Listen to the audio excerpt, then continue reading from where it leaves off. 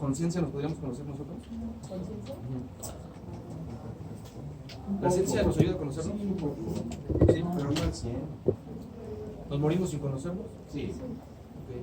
Tal vez nos ayuda a comprender un poco mejor la realidad o la verdad, ¿no? Como se estaba abordando en La realidad o la verdad subjetiva, ¿no? Yo pienso que muchas de las veces la ciencia sí nos puede ayudar para ver o para entender muchas de las conductas o comportamientos desarrollados en otras personas para que en un momento dado podamos reflejar ese conocimiento y avanzarlo. Okay. Y eso tal vez nos ayude a conocernos un poco. El fin de la ciencia entonces es predecir lo que va a pasar, saber con anterioridad, anticiparnos ante los actos, prevenir, ¿no? Uno de los fines de la criminología como tal planteados es la prevención, ¿no? Entonces nos lleva a una cuestión de predicción. Hay que predecir qué es lo que va a pasar, qué es lo que va a hacer usted en caso de que su novio lo engañe, ¿no? Lo va a matar, solamente lo va a cachetear, lo va a tirar al metro. Ese es un fin de la criminología, ¿no? Uno de los fines es... Uno de los fines de la criminología como tal es predecir, ¿no? Prevenir, prevención, es que es adelantarnos a los hechos. Entonces, vamos a qué? A predecir. ¿Es una ciencia predictiva la criminología? Si tiene un fin de prevención, ¿es predictiva? Sí. ¿Sí? O sea que sí podemos saber lo que va a hacer alguien bajo ciertas circunstancias, con respecto a su personalidad, con respecto a su temperamento, con respecto a su carácter, a esa formación. la probabilidad. Probabilísticamente. Podemos darnos una idea, un parámetro. Un estándar, pero estaremos mal si confiamos al 100% en esa supuesta infalibilidad de la ciencia. Claro. ¿Cómo nace la ciencia entonces? Vamos a recordar un poquito. ¿Cómo nace la ciencia? ¿Cómo nace? Observando. Pero ¿cómo nace en su cuestión histórico-social, contexto histórico? Social, ¿cómo nace la ciencia? ¿A partir de cuándo le llamamos ciencia? A partir de que lleva un método, ¿no? O sea, hay una serie de pasos, digamos, para hacerlo, para poder hacer que sea ciencia, entonces sí necesitan, ¿no? varias cuestiones. Y ya una vez en conjunto, que son como medibles, como comprobadas, ¿no? Empezamos a decir que ya es una cuestión ya científica porque se está haciendo uso precisamente del conocimiento que reúne cada característica de estas mismas, ¿no? Ajá, una sistematización de conocimientos y una metodología, una serie de pasos. Pero ¿cómo nace? ¿Bajo qué necesidad de la sociedad? ¿Por qué necesitamos la ciencia en nuestra vida? Para poder ubicarnos en el lugar en el que vivimos. Para ubicarnos en el lugar en el que... Si no existiera ciencia, ¿no estaríamos ubicados? ¿Dónde estamos? Hay una intención intrínseca en el hombre en conocer, saber dónde está ubicado. Ya en la antigua Grecia, por medio de la sombra que proyectó un obelisco, un sabio de la antigüedad pudo calcular la circunferencia de la Tierra. Él quiso saber dónde estoy ubicado y por medio de la observación alcanzó ciertas conclusiones. Claro. Ese es un tema de ciencias objetivas, ¿no? Que nos podrían servir para satisfacer ciertas cuestiones.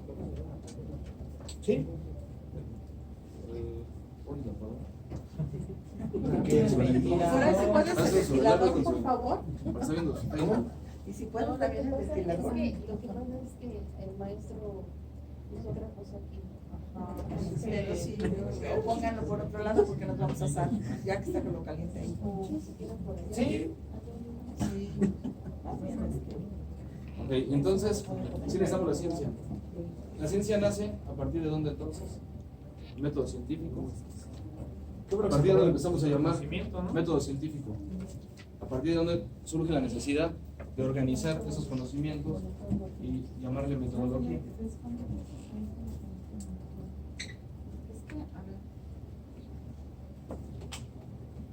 poder darle un raciocinio a la conducta del hombre.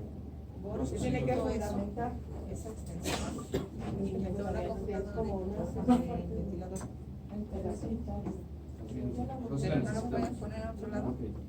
La ciencia como tal, entonces, es esa sistematización de conocimientos que lleva una metodología, una serie de pasos. La vez pasada, hace 8 días, platicamos si lo que hacíamos era ciencia. Si hacemos ciencia o hacemos como que somos científicos. Somos científicos. Técnicos. Es el puesto. ¿No? Una forma de homologar el salario, no pagar más. ¿No? ¿Sí o no? ¿No? ¿Sí? Más bien para no pagarte más si tienes alguna actuación extra. Bueno, técnicos entonces, somos técnicos. Necesitamos la ciencia como tal para tener un conocimiento. Predecir conductas. Para eso nos fuimos a la escuela, para eso entendemos, o supuestamente entendemos, la ciencia de la psicología y la ciencia de la criminología, del derecho, para poder predecir una conducta. Entonces, dentro del ser humano existe algo que lo lleva a cometer alguna conducta. Existe algo dentro del ser humano que está ahí guardado y que bajo cierta circunstancia le dice mata, roba, viola, secuestra, organízate con un buen de cuates para vender droga. No, yo creo que no. ¿No? Yo creo que no. Pero entonces hay un choque ahí de idea, ¿no? Sí. Digo, los cuestionamientos son para ir. Ahorita vamos a retomar el positivismo, ¿no? Que es como tal. El positivismo sale a raíz del cientificismo, a partir de esa sistematización de conocimientos, a partir de esa situación, ¿no? Empezar a decir que como científicos tenemos que buscar las causas de por qué ciertas personas cometen ciertos actos, o por qué ciertas personas no los cometen, principalmente por qué los cometen, ¿no? Y entonces como criminólogos sí sabemos por qué alguien viola. ¿Cuáles serían los principales factores yéndonos a la cuestión de la perfilación, ¿no? Que es algo como tipología del hombroso, pero ya en la cuestión de la perfilación, ¿por qué alguien viola? Para compensar su baja autoestima. ¿Para compensar qué? Su baja autoestima. Autoestima, O búsqueda de poder. también, ¿no? Porque a lo mejor vivió una situación similar de violación y entonces desquitarse. Ajá. Es que se movió. Al momento de que lo violaron, al momento de que busca la autoestima, elevar su autoestima, al momento de que busca poder, entonces si hay algo dentro del individuo que está ahí guardado, esperando a que Allá está en la pared. algo detone. Yo creo que sí. ¿Un factor preparante? Sí, ¿Sí? ¿Sí es en criminología factor preparante? sí. Sí, hay factores preparantes. O si no preparantes, condicionantes. Condicionantes. No. O sea, está condicionado el individuo. Su único destino es violar. No. Algún día lo va a hacer Pero de todos sí, modos. condicionantes en el aspecto de que si se da a lo mejor la circunstancia de que está todo preparado, como si lo hubiera preparado para cometer ese delito, lo hace. La oportunidad, lo llamaríamos en criminología. La circunstancia. Está la oportunidad y el cuate pues ya de por sí tenía ahí algo dentro que le decía viola, pero no lo había sacado hasta que tenía la oportunidad de hacerlo. De repente se le presenta la oportunidad porque está ahí un niño, una niña o no sé, alguien tomado y dice, lo violo. ¿Sí? ¿Sí? Trabajamos a diario con factores criminógenos, ¿no? Diario los escribimos, diario ponemos, esta persona robó porque seguía, no sé, bajo el principio del placer. Ese es un factor, ¿no?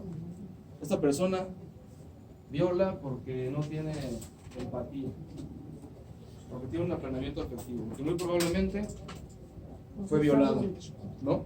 Ese es un factor que se ha convertido de pasar a lo mejor de un mito o por medio de la estadística, ya pasó a ser un hecho. ¿Bajo qué ciencia? ¿Bajo qué ciencia? ¿Qué ciencia fue la que dijo, pues este cuate como fue violado, lo más probable, probabilísticamente, es que cuando tenga, esté más grande y tenga la oportunidad, y con ese factor interno que tiene, La estadística. la estadística. Ok, entonces, todas las personas que fueron violadas o que fueron abusadas guardan en su interior Ese resentimiento. esa cuestión de decir, cuando tenga la oportunidad voy a violar. No. Pero entonces ya no estamos. A mí me llamó la atención, que de hecho es la segunda vez que leo el estudio para beneficio, que lo sorprende la mamá de la niña que no era su hija. La niña pensaba que era su papá. Ajá. Y lo sorprende en el momento que la está violando y lo que ella dice, perdóname, se me saltaron las cabras. Me llamó la atención esa parte. Se me saltaron las cabras. Así le dijo. Pero entonces entramos a un choque, entonces no todos, No. porque unos sí, otros no. Por los factores de contención que también tenemos. Factores de contención, ok. ¿Qué lo pudiese contener? ¿Qué puede contener una persona a no violar? La educación. Los valores. Yo creo que, por ejemplo, ¿El temor a ser castigado? Su capacidad de resiliencia también. Ajá. Pueden ser los frenos inhibitorios. ¿Cómo? Frenos inhibitorios. Frenos inhibitorios. ¿Como cuál? Como mencionó usted, puede ser el miedo a ser castigado, que sabe que eso va a implicar un castigo. ¿Y qué hace entonces la persona con esa llamita que ya está prendida y que le dice viola? Viola. ¿Qué es un factor interno? ¿Le podemos llamar? ¿Sería interno o externo? Interno. Yo creo que muchas de las veces se puede contener hasta por cuestiones religiosas. En ese sentido, sabiendo que existe esa, digamos, esa pulsación instinto, se controla por medio de la religión por el castigo que puede tener contra un mundo. Y, digamos, básicamente, en un momento determinado, lo controla, más no, o sea, lo domina, más siempre lo va a tener. Y eso le va a generar precisamente una baja autoestima. Porque bueno, recordando un poco al Marqués de Sade, nos dice que precisamente la cuestión en la interpretación que tenemos en los parámetros, todo lo damos por obvio, sin que nos conste, pero que la manera de buscar esa libertad es precisamente el dolor. Por ahí dices, me compartes. El hombre es la única criatura. El hombre es la única criatura que se niega a ser lo que es. ¿Qué somos? ¿Una especie? ¿No? ¿Somos una especie? ¿O no somos un animal? Pensando. Eso nos separa de eso nos separa de los demás animales, la razón. Sí. Por ahí del siglo XIX, en Francia, hace rato estaba platicando, ya por eso les decía que no tenía tema yo para decirles, porque ya lo platicó todo. Augusto Comte y John Stuart Mill introducen un pensamiento de inicio filosófico llamado positivismo. La idea positiva, ¿no? Obviamente basada en la cuestión de la ciencia. Justamente eso es lo que abre el paradigma del positivismo, la ciencia, ¿no? La ciencia va totalmente ligado a la cuestión positivista y como parteaguas tenemos la Revolución Francesa, como siempre lo mencionamos, ¿no? El cambio de estructura política, el cambio de estructura ideológica, de hecho también no solamente fue una revolución industrial, sino también una revolución ideológica. Y por medio de ello va de la mano la ciencia. Y la ciencia, con su método científico, con su experimentación y todo aquello. El problema de esta ciencia es que sus estudios los basa solamente en una cierta población, como nosotros. Nosotros podríamos pensar que la baja autoestima, que esto, porque ¿quiénes son los que estamos estudiando? ¿Quiénes son nuestro conejillo de indias? Los internos. En nuestro laboratorio, la cárcel. La prisión es nuestro laboratorio, nuestro gran laboratorio, y nuestro conejillo de indias es una persona que se supone que ya delinquió. ¿Dónde? Esa es nuestra muestra, es un beneficio, ¿no? Por ejemplo. Dice que se le saltó la cabra, acepta que violó, ¿no?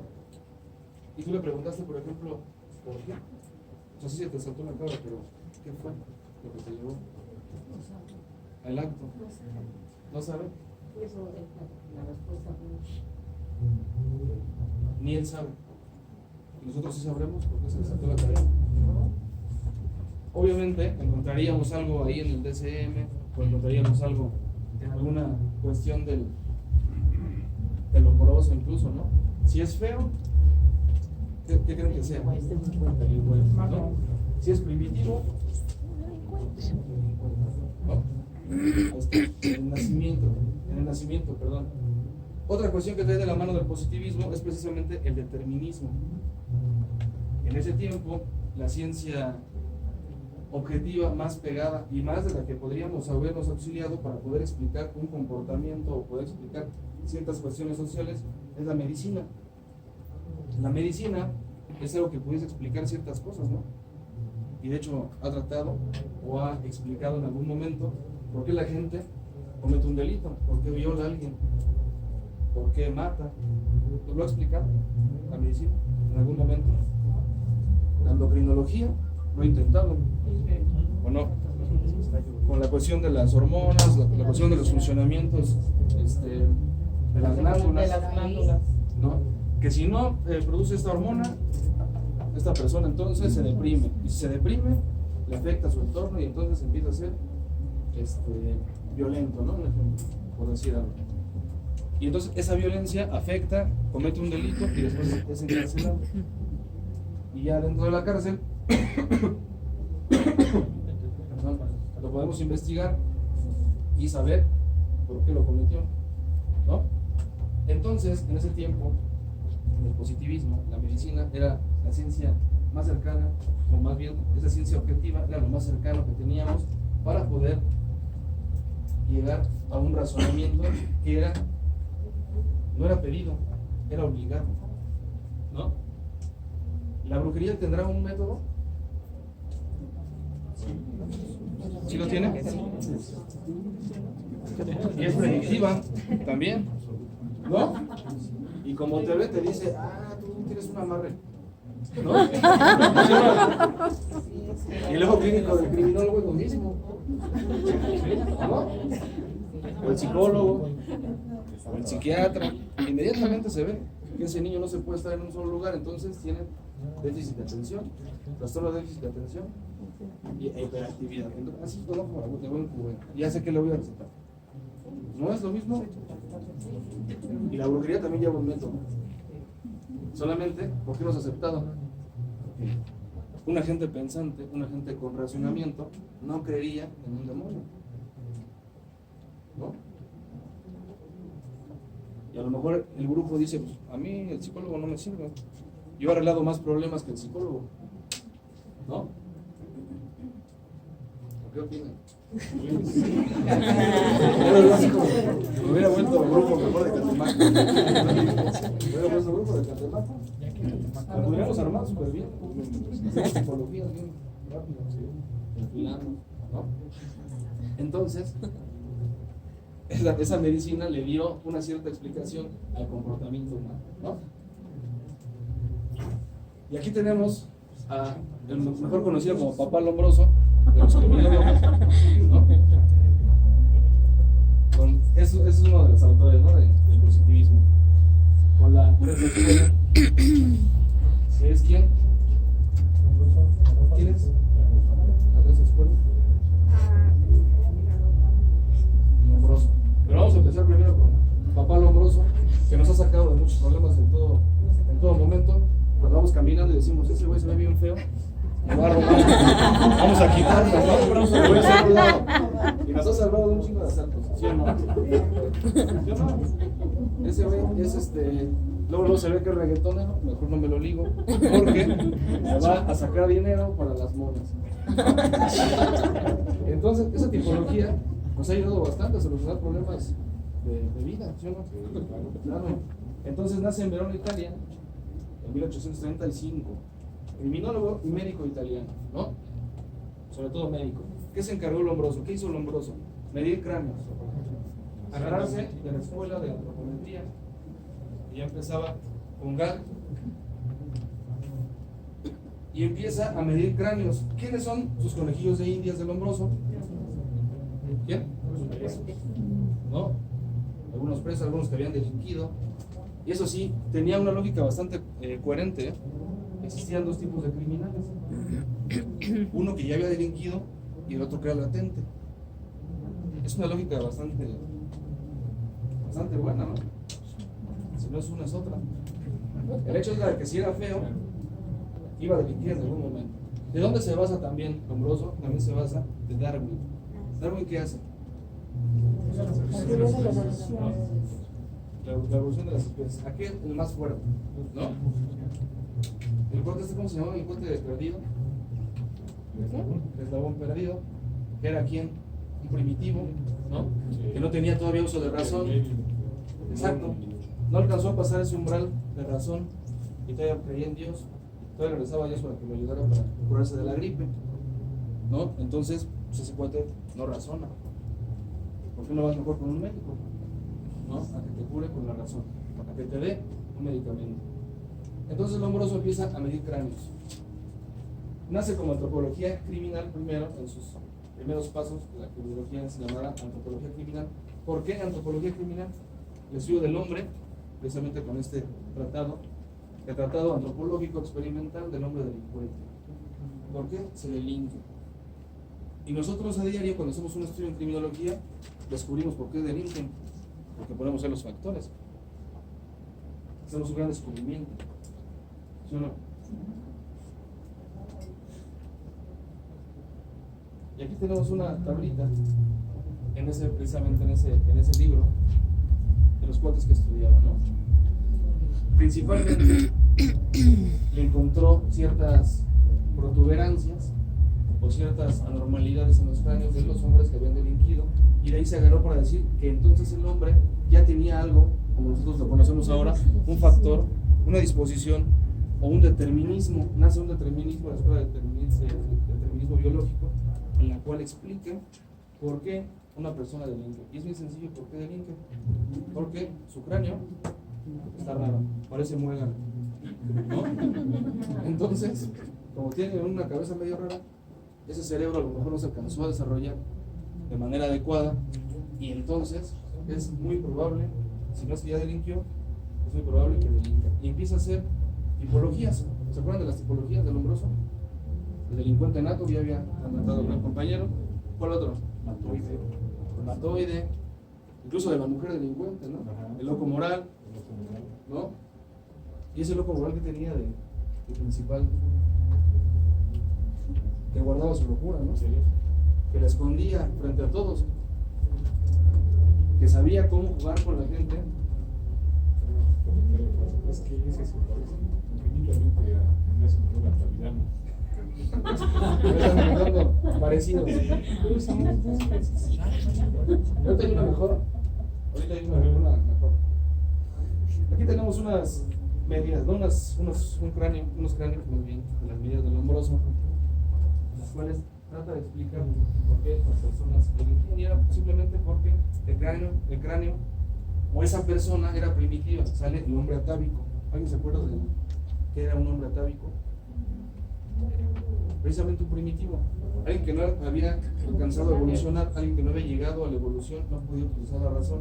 Entonces lo único que buscaba era hacerle daño a la sociedad.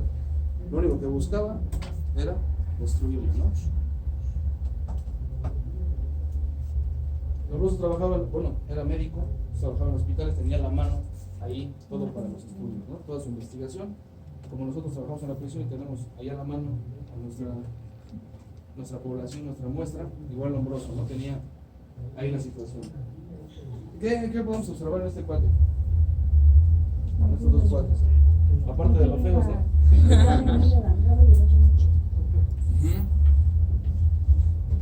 ¿Qué rasgos tienen? La forma de la cabeza, ¿no? ¿Dónde? La forma de la cabeza. La cabeza alargada. Oídos. Ajá. La comisura de los labios. La comisura, ¿qué más? Las orejotas. ¿Qué más? La nariz. ¿Qué más vemos? La forma de los ojos. La forma de los ojos. a pensar que esta persona sí es un primitivo, parece más mono, ¿no? Digo, siendo crudos, ¿no? Sí, sí. Siendo crudos, siendo como, estoy pensando como lombroso, eso está complicado, pero estoy pensando como lombroso. Es feo, no es bien parecido, no se ve como que tenga dinero, aparte, ¿no? Aparte se ve como más animal. Ajá, se ve como más animal, ¿no? Entonces, ¿qué es? Hay de dos cosas, ¿no? Que sea un delincuente ya o un latente. El latente era aquel que iba a delinquir. ¿Y por qué? Precisamente porque el problema, él no decidía delinquir. Él ya tenía un determinismo. Ya estaba predestinado, su único destino era delinquir. Ese era su único destino, tenía que aceptarlo, ¿no? En este modelo existen dos clasificaciones: el delincuente real, de lo que platicamos, el que ya delinquió, y el latente, el que aún no lo hace. Se relaciona entonces con Enrico Ferri y Rafael Garófalo, ¿no? Uno jurista y otro sociólogo. ¿Se acuerdan quién era el jurista? Garófalo y Ferri, sociólogo. Enrico Ferri empieza a introducir un poquito más en los estudios de la escuela, estudios sobre sociología, sobre cuestiones más sociales, ¿no? Que de todos modos terminan impactando en el individuo, ¿eh? Es como cuando nosotros hacemos los estudios y decimos, bueno, viene de una familia así, pero impacta en el individuo, y le llamamos factor social. Pero como tal no es factor social, porque ¿a quién entonces impacta? Si al individuo le afectó, ¿a quién impacta entonces? A la víctima, ¿no? A quien le cometieron la conducta. ¿O no impacta directamente al individuo? Termina impactando ahí. Ahí está, ese está mejor. Sí. Qué bueno que el amoroso no lo vio, porque sí. ¿Qué observamos aquí de nuevo, haciendo al lado lo de, a lo mejor lo feo, lo raro, lo diferente, ¿no? ¿Qué observamos? ¿Qué tienen en común esas cuatro personas? ¿Dónde? ¿Cuál, perdón? Ah, ok. Ajá. Los supraciliares. ¿Qué más? ¿Qué más tienen en común?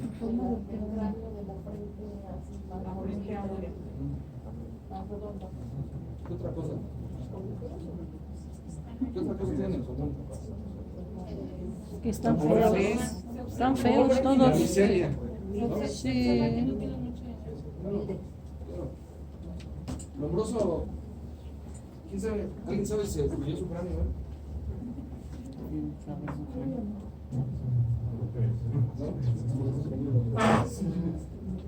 Eso tenemos en común en esos cuatro, ¿no?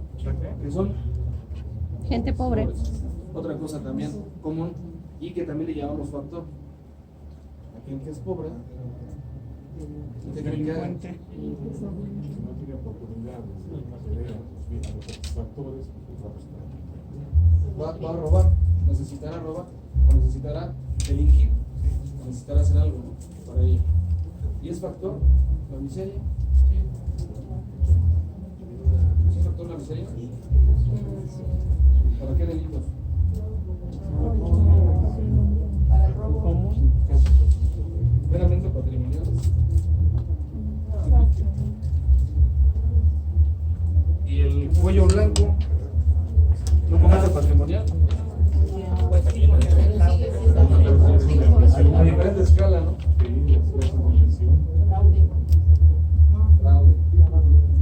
bueno, pero no te vas a comprar y vas a incurrir en un fraude. Entonces, es carísimo. El programador debe tener otras características atractivas o seductoras. Digamos así. O sea, no tiene que ser feo. No. Si es feo, no defrauda. Nadie se la compra, se la compran poco. Hace rato lo comentábamos, ¿no? Va pasando alguien en la calle, hay un adolescente, o pongámoslo de unos 20 años ya para que tenga responsabilidad penal, y lo podemos meter a la cárcel si no tenemos el mismo fin. Está esta persona de 20 años que vive en situación de calle, que se droga, que trae su botecito aquí con activo, y de repente va pasando al mismo tiempo alguien de traje con un portafolio y una señora empieza a gritar, mi cartera o mi bolsa, ¿no? Ya me la robaron. ¿Sobre quién se va la gente? Chavito. Sobre la situación de calle, ¿no? No pensaríamos de inicio que el traje porque no lo necesita. Aparentemente, no lo necesita. Pero eso ya será un segundo plazo, porque vemos, por ejemplo, que la cuestión que decía César Monroso queda en desuso, porque ahora ya las personas que se ven pobres para asaltar ya no es, ya asaltan con traje y con maletín. La cuestión de la prevención de la criminología se basa en ello. Se basa justamente en decir, vamos a hacer patrullajes y vamos a detener a las personas que serían sospechosas. ¿Quién es sospechoso? El que va caminando con sus dos caguamas en la calle, ¿no? ¿No es sospechoso? Está consumiendo, o por lo menos lleva bebidas alcohólicas en la calle. El delito de población de carros. Sí, yo creo que la verdad Lombroso se equivocó, ¿no? Sabemos que yo planteaba que si no sé si habrá salido de Europa, porque yo creo que en aquel tiempo se hubiera referido, por ejemplo, a África, o hubiera estado aquí en América Latina, probablemente iba a encontrar una diferencia de noción. O sea, muy curiosamente, también se tiene que tomar en cuenta que estos rostros que estamos viendo que nos presentan y que ahora incluso nos pueden decir que es como parte de la médula del estudio de la criminología, ¿no? Se puede decir, pues, ni siquiera sabemos la historia, ¿no? Es decir, si a lo mejor sufren alguna enfermedad, recordemos que la medicina del siglo XVIII, siglo XIX, hacía precisamente que una persona que padeciera de algo determinaba en un rostro así, caminaba mal, los gestos, la aplicación. Claro. Curiosamente, Europa es quien hace la guerra, ¿no? Al final de cuentas, la gente bonita es la que hizo la guerra en el mundo, pues, los que originaron el caos en el mundo, pues es precisamente la gente. Yo no sé por qué Lombroso no estudió, por eso digo que se equivocó, porque no fue a un reinado y estudió un príncipe, la reina, y pone la fotografía de la reina. O sea, curiosamente, yo llego algo, no sé si por allá o más para allá va el planteamiento, tiene que ver precisamente con ese estudio, ¿no? Obviamente sí. Yo decía entre broma, qué bueno que Lombroso no vino a México, ¿no? Porque pues imagínate. Lombroso vino a una cárcel y luego. Claro, porque el perfil entonces que está manejando es precisamente un estereotipo hacia abajo. Sí. Entonces, no sé. Yo creo que no se equivocó. Para los tiempos ayudó bastante a la cuestión del cientificismo. Dio cierta base. Y a sus recursos y a la cuestión del pensamiento de ese momento, yo creo que actuó bastante bien. Quienes nos seguimos equivocando somos nosotros, porque continuamos con el pensamiento lombrosiano y de decir, vamos a generar una cuestión preventiva, vamos a hacer prevención, hay que detener a los que se vean nacos, a los que se vean chacas, a los que se vean así, ¿no?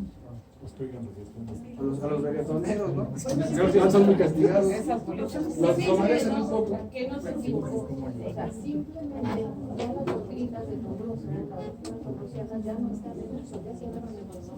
¿Sí? ¿Por qué? Porque a lo mejor van poniendo más cuestiones y no ya nada más por la forma que tiene ese cráneo va a hacer un determinismo de que van a ser delitos. Compañeros, siendo sinceros, no hay gente que vemos dentro de la clase y decimos, este no se ve de cárcel. Este sí se ve bien de prisión. Eso es algo lombrosiano. Ese es un pensamiento totalmente positivista y lombrosiano al decir, este sí se ve, quién sabe por qué llegó aquí si no se ve de aquí. Ese debería estar afuera, hasta para ese modelo, ¿no? Y entonces ese pensamiento, esa ideología es lombrosiana a fin de cuentas. Incluso se llega, o sea, llegamos a veces con personas y no creemos que venga por robar frente a un vecino de mi no, tiene comprado algo así, ya cuando te dicen, no, que estaba drogado y robé a la vecina, pues, tú no eres como, no te ves como todos los delincuentes en la estadística de entrar. Ahora, Lombroso tenía un fin bastante bueno, ¿no? Y uno de sus fines era precisamente llegar a la predicción de los actos. Es decir, bueno, si lo vemos así, lo más probable es que va a delinquir, tal vez lo podemos detener antes de que haga un mal uso. Incluso, digo, como un estudio principal o el primero, fue por supuesto una parte mucho muy importante en el sentido de darle la atención precisamente para ir generando esas evoluciones en base a a las acciones, poder predecir tal vez, ¿no? Por ejemplo, recuerdo a Skinner, ¿no? También el fenotipo, que comentaba que decía que de acuerdo al tipo de cuerpo de la persona que tocaba, tenía cierta tendencia, se utilizó mucho en las empresas para dar trabajo, si este va a ser un buen trabajador y un mal trabajador. Todo ese base, yo creo que como antecedente es excelente porque ahí dio precisamente los parámetros modernos, precisamente para tratar de prever y de prever situaciones. Claro, esa era digamos que la función del Lombroso como tal, como criminólogo, como padre de la criminología, ¿no?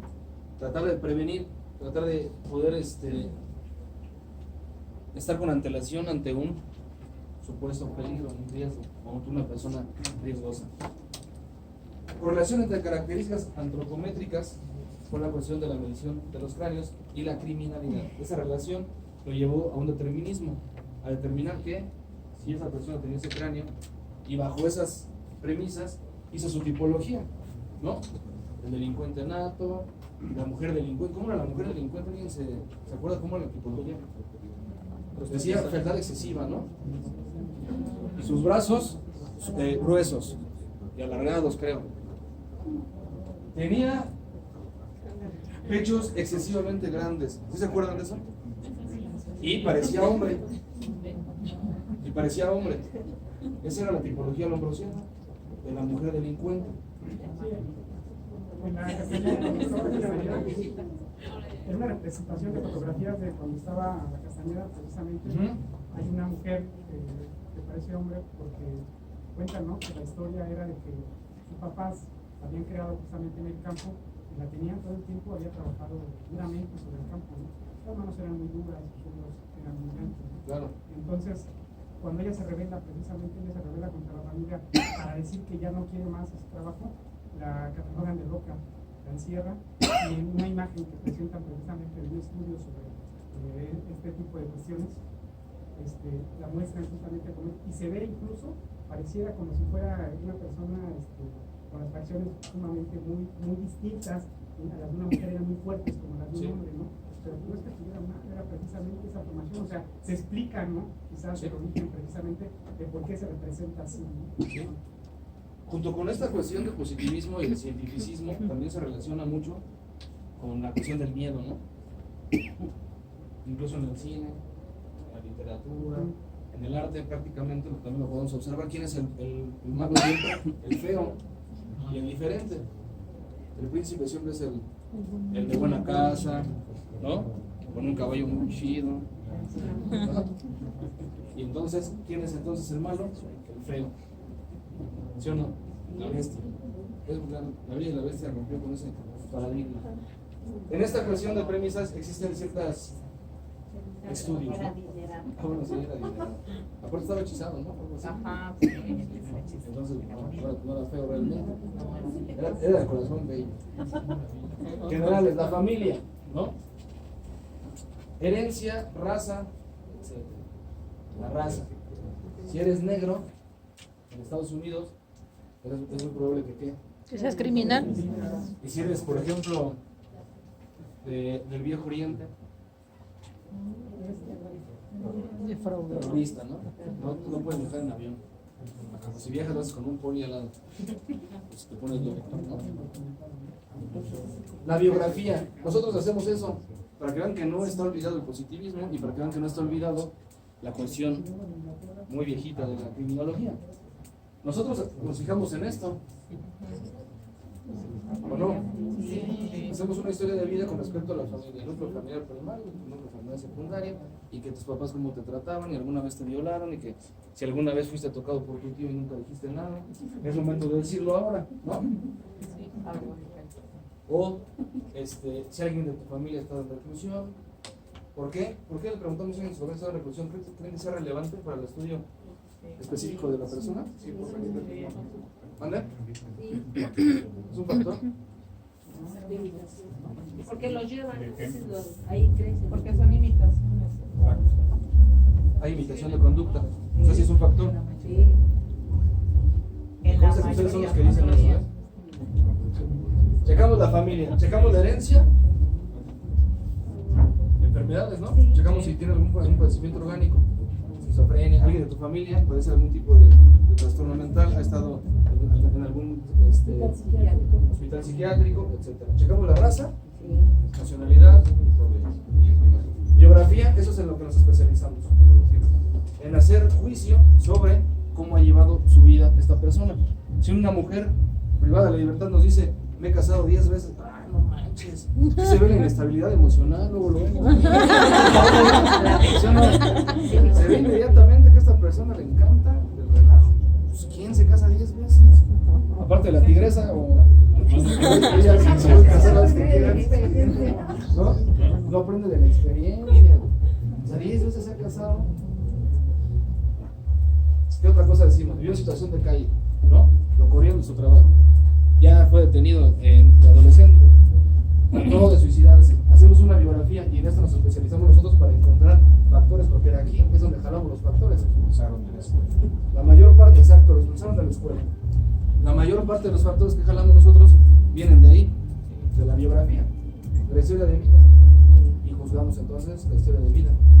Y empezamos a decir que se convierte en inestabilidad emocional y que se convierte en depresión y que se convierte en no sé, no, todo aquello. Antropometría, ¿existe? ¿El antropométrico en el reclusorio? Sí.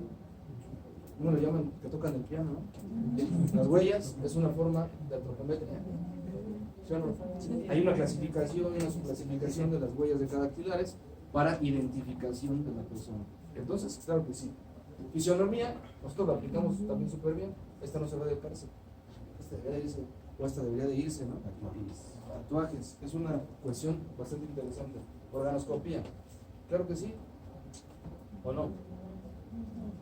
Si lo mandamos al Cebarepsi, ¿no es una cuestión de organoscopía? Sí, lo medicamos, ¿no? Lo dormimos, no sé, le damos algo para contenerlo. ¿Qué de todos estos no hacemos nosotros?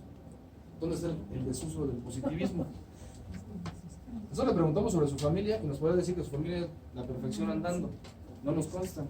También nos puede decir que su familia es lo peor, con tal de buscar y decirte, bueno, yo no tengo la culpa. La culpa la tuvo mi familia y a nosotros tampoco nos consta. Porque no hacemos una investigación longitudinal. No salimos a ver a la familia y entrevistamos a la familia. No, eso no lo checamos. O no vamos con su ex jefe del trabajo para ver por qué lo corrieron realmente.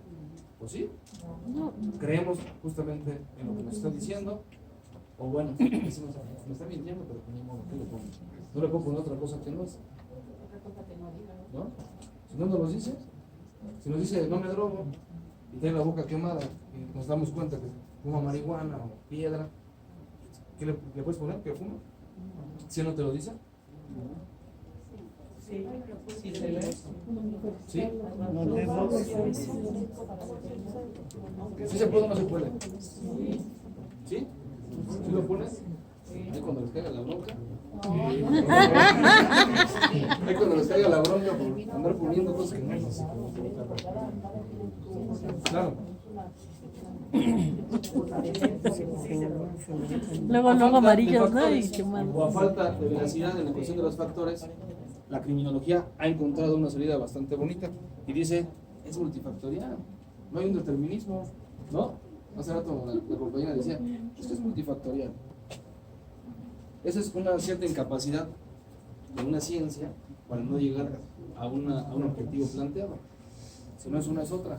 Es como el hombroso. Esto va a delinquir, o ya delinquió, latente, ¿no? Pero lo hacemos. Los estudios de antropología criminal se refieren principalmente a la antropometría. Así es como inició la criminología, es como inicia el positivismo con respecto a criminología. Dentro de ciertos autores como estos entra también papá Freud. Él también es positivista. ¿Por qué es positivista? Después de lo que platicamos, ¿por qué creen que sea positivista? Hace el estudio precisamente de la persona únicamente. Otra cuestión del positivismo, solamente estudiamos a la persona. No abrimos fronteras a la cuestión de lo social, no abrimos fronteras a cuestiones políticas o económicas, a ciertas condiciones. Eso no. Solamente el estudio del individuo. El individuo es quien tiene el determinismo o tiene la última palabra, la última decisión. Decide si lo hace o no realiza el acto o no. Y Freud entonces dio otra explicación. ¿Qué otra explicación dio fue? Hay con la cuestión del incesto, ¿no? De matar al padre, totem y tabú, Sexuales, son las cuestiones sexuales. cuestión sexual, ¿no? Pero también trató de ampliar el conocimiento de algo mayormente a lo mejor subjetivo, ¿no? Pero radica en el individuo. Toda la latencia de la cuestión de la criminalidad, todos los factores radican en el individuo, únicamente en el individuo. Esa es otra premisa, ¿sí o no? Positivista. Ajá, positivista, claro que sí. Y otra vez tendríamos que tocar al buen Pavarini. El saber criminológico nace en realidad de la acción de la integración del criminal. Nosotros integramos al criminal, ¿sí o no lo integramos?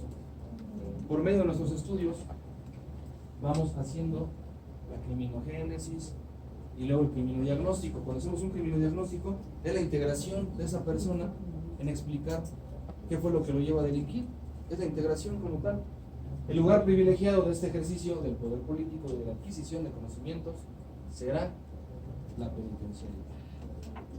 ¿Por qué no salimos y hacemos entrevistas a personas que probablemente delinquen o a cualquier persona?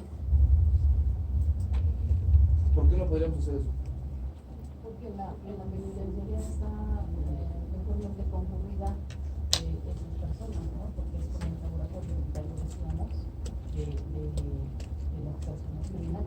Pero si queremos prevenir, ¿por qué no hacemos entonces entrevistas en la calle de las personas?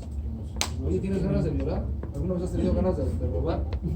¿Alguna vez has pensado en dejar la Policía Federal para irte a los Zetas? ¿No? ¿Por qué no? ¿No sería una cuestión predictiva? Sí. Digo, aunque estos cuates, nuestros conejillos de indias que están en la penitenciaría, que estamos haciendo el estudio, ¿cuál es el fin de esa criminología que estamos aplicando, aparte de hacer la integración del delincuente? Prevenir una reincidencia, darle un tratamiento.